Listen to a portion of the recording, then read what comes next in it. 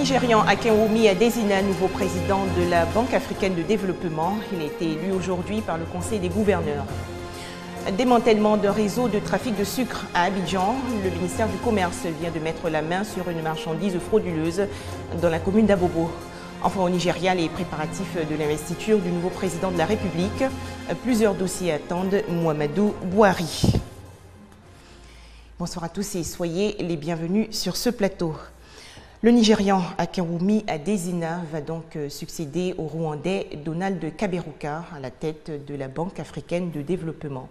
Le vote s'est tenu aujourd'hui à Abidjan dans le cadre de l'édition 2015 des assemblées annuelles du groupe. Akinwumi Adesina, qui a obtenu plus de 50% des voix, va prendre fonction le 1er septembre prochain. Et toujours en Côte d'Ivoire, des réflexions sur les enjeux théoriques et pratiques du numérique et des communications électroniques. La toute première édition des Assises du numérique s'est ouverte aujourd'hui à Abidjan. Les travaux vont permettre de débattre des questions liées à l'utilisation de plus en plus accrue des services numériques.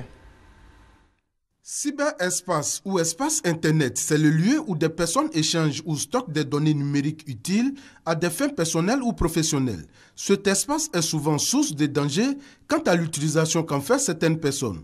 C'est pour remédier à cette problématique que se tient la première édition des Assises du numérique qui a pour thème cyberespace et données personnelles. Objectif: attirer l'attention des populations sur les problèmes relatifs à la protection des données à caractère personnel dans le cyberespace. Les motivations qui sont les nôtres sont mues notamment par le fait que le secteur du numérique en Côte d'Ivoire doit être, de façon générale d'ailleurs, doit être vu surtout sous l'angle de la protection des usagers. Parce que de plus en plus, nous baignons dans un environnement numérique qui nécessite qu'on crée les conditions de la confiance et de la sécurité dans l'utilisation du cyberespace. La sécurisation dans le domaine des TIC est l'une des préoccupations du gouvernement. Et pour ce faire, un ensemble de lois a été adopté. La loi sur le commerce électronique, la loi sur la cybercriminalité et la loi qui a été prise sur les données à caractère personnel. En 2014, 2 millions d'abonnés ont fait des transactions à partir du téléphone. Les TIC sont donc devenus un pôle de croissance pour les entreprises et les organisations. Il convient donc de veiller à la sécurisation du cyberespace afin de sécuriser les données personnelles. Des explications de Herman Venance-Niamia et Mireille Atta. On poursuit avec ce coup de filet du ministère du Commerce dans la commune d'Abobo. Une cargaison frauduleuse contenant plusieurs tonnes de sucre a été saisie récemment. Il s'agit pour les agents du ministère du Commerce de lutter contre la vie chère en Côte d'Ivoire. À l'aide de cette machine à coudre, du sucre en provenance d'un autre pays, transversé dans des sacs portant les insignes de sociétés ivoiriennes de production de sucre. Toute une expertise de fraude orchestrée dans ce magasin dans la commune d'Abobo. L'action n'échappe pas à l'attention des autorités ivoiriennes. Aussitôt informés, plus de 600 sacs de sucre frauduleux sont alors saisis. Depuis quelques jours, nous avons eu écho qu'il y avait du trafic en fait, au niveau du sucre, sûrement à l'approche du carême musulman, où du sucre frauduleux en provenance du Brésil serait en train d'être transvasé dans des sacs de nos sociétés locales, à savoir Sucaf et Sucrivoire.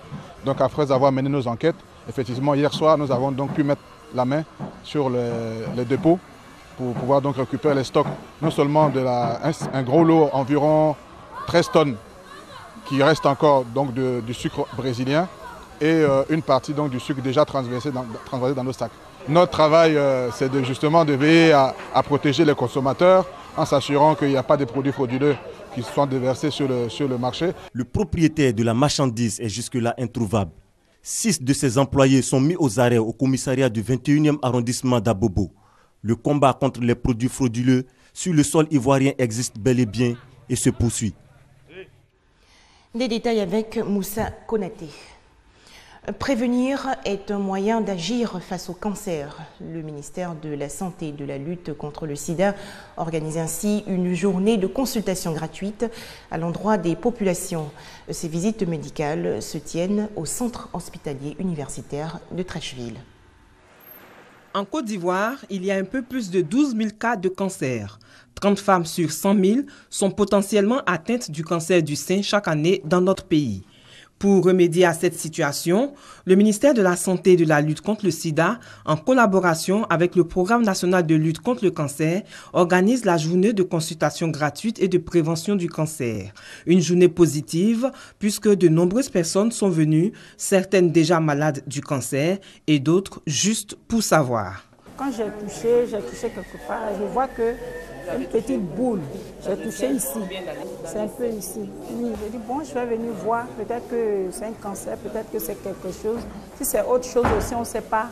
Une journée de sensibilisation qui a mobilisé des médecins, tous des volontaires venus pour mieux informer la population sur le cancer, un mal qui progresse en Côte d'Ivoire. On a trouvé des personnes qui sont venues parce qu'elles avaient des douleurs au sein, sans forcément avoir de boules dans le sein. Il y avait des personnes aussi qui avaient des boules. On les a rassurées en leur disant que ce n'est pas forcément un cancer, mais on ne sait jamais, il faut faire des examens. Il y a des patients qui ont un cancer déjà connu et qui sont venus pour des orientations sur leur traitement. On attendait pour la journée d'aujourd'hui au moins 50 personnes. À 11h30, on était déjà à 43 personnes. Lorsqu'une personne de plus de 30 ans présente des troubles qui persistent dans la durée, c'est-à-dire même au-delà de 3 mois, il faut systématiquement consulter. Et cette consultation va être suivie d'explorations complémentaires. Pour cette journée de consultation et de dépistage, on a enregistré de nombreux cas de cancer du sein. Ensuite, celui du foie et de la prostate. On faisait le point avec Patricia Oumou-Etia. La commune de Trècheville qui justement va bientôt accueillir un cadre de vie sain.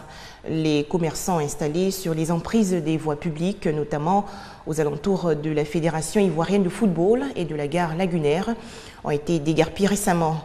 Il s'agit de l'opération de salubrité dénommée Ville propre. C'est une initiative du ministère de l'Environnement, de la salubrité urbaine et du développement durable. Initiée depuis 2014 par le gouvernement ivoirien, l'opération Ville propre s'est faite de plus en plus visible dans le district d'Abidjan. À Trècheville, le ministère de l'Environnement, de la salubrité urbaine et du développement durable a procédé au déguerpissement des commerçants installés sur les voies publiques aux alentours de la Fédération ivoirienne de football, de la gare lagunaire, de la Citaraille et de bien d'autres artères. L'objectif de cette opération, rendre le cadre de vie des populations salubres et sain. Plutôt à la population de nous accompagner dans cette politique de lutte contre l'insalubrité.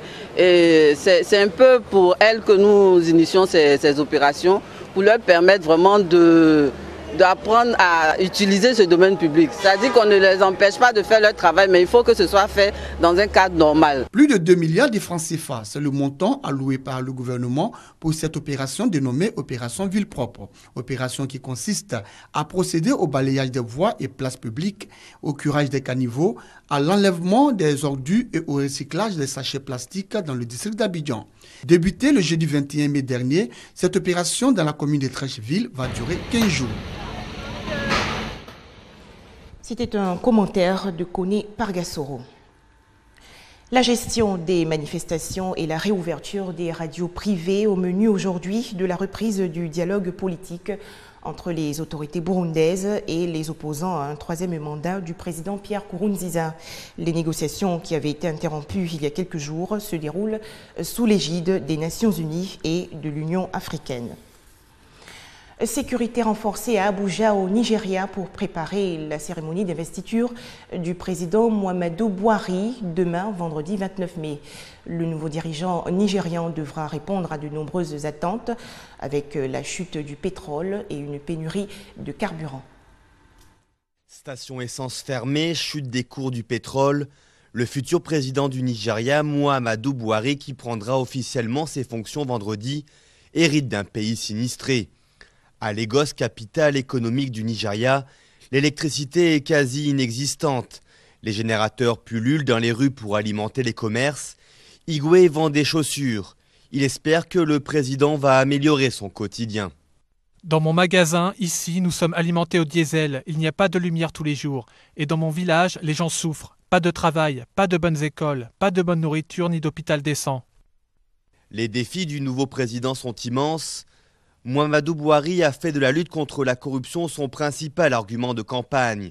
Un sujet sans... Nous sommes conscients qu'il y a beaucoup de corruption dans l'industrie du pétrole et nous espérons que la première chose qu'il fera sera de s'attaquer à la corruption et au pouvoir. Une lutte qui s'avère difficile mais qui pourrait améliorer les finances de l'État. Si vous combattez la corruption et que vous ajustez tout cela, vous réduirez les dépenses du Nigeria d'au moins 30%. Au moins un tiers de l'argent produit par le Nigeria est volé. Si vous vous attaquez à cela, vous augmentez de 30% vos revenus. Autre défi de taille, la guerre contre Boko Haram. Ancien militaire, Muhammadu Buhari a promis de mettre fin à l'insurrection islamiste qui a tué plus de 15 000 personnes. Malgré la reprise par l'armée d'une grande partie du nord-est du pays, les Nigérians veulent voir les efforts se concrétiser. Boko Haram est déjà combattu. L'armée a déjà remporté plusieurs succès dans la zone de Boko Haram. Nous espérons qu'avec son arrivée au pouvoir, il consolidera ce succès. Outre la corruption et la sécurité, le futur président devra faire face à un chômage endémique qui touche 30% de la population. Il lui faudra également diversifier une économie trop dépendante de l'or noir. Il a 4 ans pour relever les défis de la première économie d'Afrique. Le spectre Ebola continue à planer en Afrique de l'Ouest. L'Organisation mondiale de la santé appelle en effet à rester vigilant face à l'épidémie, notamment en Guinée-Conakry. C'était lors d'une conférence internationale sur la fièvre hémorragique qui a déjà tué plus de 11 000 personnes dans la sous-région. Plus de 1500 morts à cause de la canicule dans le sud de l'Inde. Les températures ont en effet dépassé les 47 degrés Celsius. Les autorités indiennes recommandent aux populations de ne pas sortir en milieu de journée, de se couvrir la tête et de boire beaucoup d'eau. Enfin, scandale à la Fédération internationale de football. D'abord avec l'arrestation à Zurich de 7 responsables soupçonnés de corruption. Ensuite, avec la perquisition de son siège dans une enquête concernant l'attribution des Coupes du Monde en 2018 et 2022. Et aujourd'hui, l'Union des associations européennes de football, l'UEFA, appelle à la démission de Sepp Blatter. Le président de l'UEFA, Michel Platini, souhaite donc tourner la page Joseph Blatter et appelle les présidents de confédération à voter vendredi pour le challenger du président sortant, le prince jordanien Ali bin Hussein. Je lui ai dit, écoute Zep, on a commencé ensemble en 1998. C'est à Singapour qu'on s'est mis d'accord pour l'avenir de la FIFA. Nous avons gagné ensemble, nous avons travaillé ensemble. Aujourd'hui, je viens te demander de quitter la FIFA, de démissionner de la FIFA, de partir de la FIFA. Parce que l'image est mauvaise, on ne peut plus continuer comme ça. Je suis dépité. Je suis écœuré et j'en ai marre. Enough is enough. Donc c'est trop. Trop, c'est trop. Je peux vous dire que demain, à l'élection du président, une très, très, très grande majorité des associations nationales européennes va voter pour le prince Ali. Dans l'état actuel des choses, il est temps que les dirigeants démissionnent. Blatter est à la tête de l'organisation depuis plus d'une décennie où les faveurs, la connaissance d'un système de pots de vin et les mauvaises pratiques ont été monnaie courante. Pour nous, il n'a pas la crédibilité nécessaire pour rester. Il n'a pas endossé son rôle de dirigeant en mettant en place de solides bases en matière de transparence, de responsabilité et d'honnêteté. Je ne veux pas spéculer sur ce que les gens savaient ou ne savaient pas, mais au bout du compte, Blatter était à la tête d'une organisation où il y a eu des discussions, des enquêtes, des mesures prises vers une réforme, mais où de réels progrès vers cette réforme n'ont jamais été faits. C'est une tentative évidente d'empêcher la réélection de M. Blatter au poste de président de la FIFA. Cela constitue une très grossière violation des règles de fonctionnement des organisations internationales. Ces fonctionnaires ne sont pas américains. Et il s'est passé quelque chose. Ce n'était pas sur le territoire des États-Unis. Donc cela ne les concerne pas du tout. C'est une nouvelle tentative évidente des États-Unis d'étendre leur juridiction à d'autres États. Voilà, je vous souhaite une très belle fin de soirée sur RTI2 et à demain.